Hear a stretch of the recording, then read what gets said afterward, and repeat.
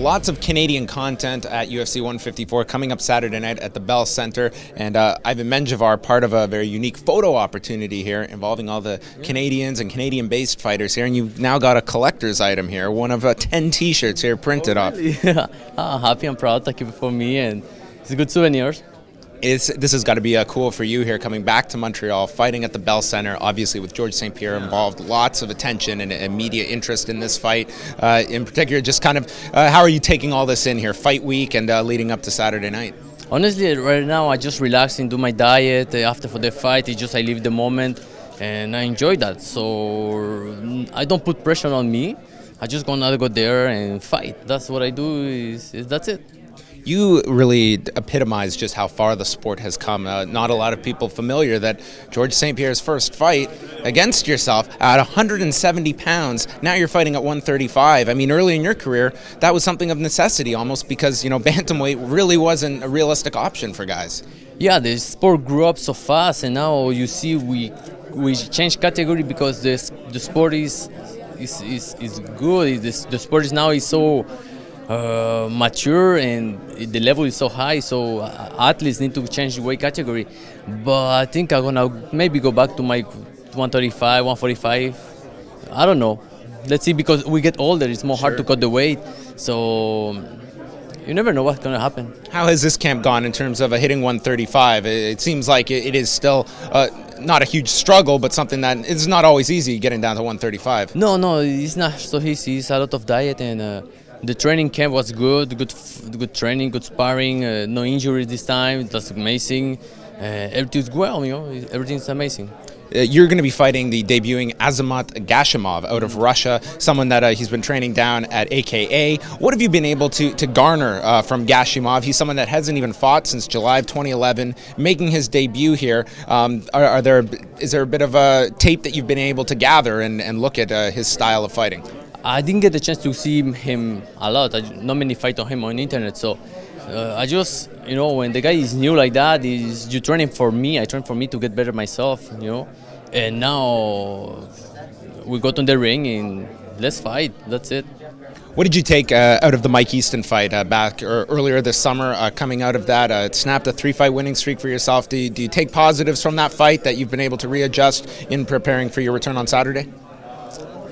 I don't know.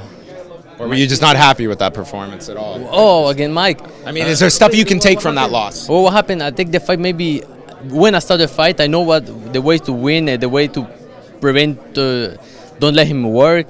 And I get lazy between the fights. So I don't want to make the same mistake this time.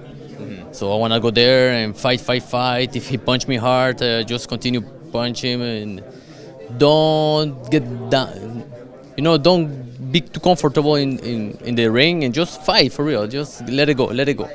You're at one of the elite camps in the sport right now at TriStar under Firas Zahabi. Can you just tell us a little bit about, you know, going in every day, you're working with world-class fighters on a daily basis. We can go through a who's who that is part of this camp. Just tell us a bit about the mentality that Firas has really put under the TriStar banner and getting to be a part of that camp. Be part of TriStar is good because it's not only the pro now. We have a lot of new talents, and soonly we're gonna see the new talents, and that's why I'm happy. If tomorrow I live in the MMA career, I'd be happy to be part and help these new guys, because these new guys coming, they're amazing, they're good athletes, so they know who I talk about, and you're gonna see it. Mike Ricci, Zahabi, Eman, and these guys, I'm happy to be part of this guy, because now, if one day I retire, I go to help these guys to their career. Now, are you still juggling both of training, and you're still working as security at Pierre Elliott Trudeau? No, you're not. No more.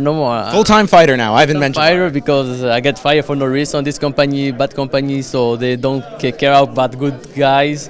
So they just fire me, Securitas. I don't like you. If you see me, I don't like you. Oh no! Well, you don't want to make too many enemies at the airport. No, the guys is friendly. I'm still close friends with these guys in the airport, and I think they go to